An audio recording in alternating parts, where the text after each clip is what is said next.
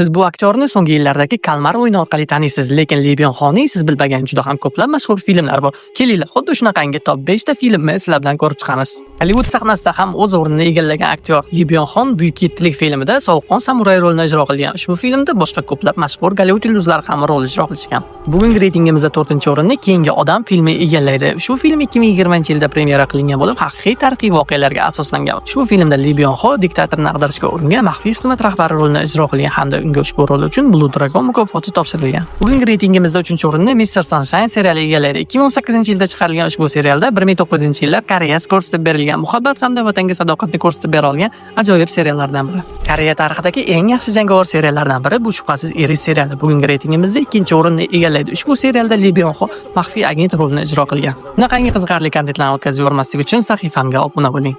Va nihoyat 1-o'rin. Bugungi reytingimizda 1-o'rinni Va Bank Yo'qida Taqdir o'yini seriali egallaydi. Menimcha bu serialni juda ham ko'pchilik sevib tomosha qilgan Lee Byung Honi butun dunyoga mashhur qilgan loyihalardan biri desak ham adashmagan bo'lamiz. Keyingi safar yana qaysi mashhur aktyor haqida video chiqarishimizni siz kommentariyada yozib qoldiring.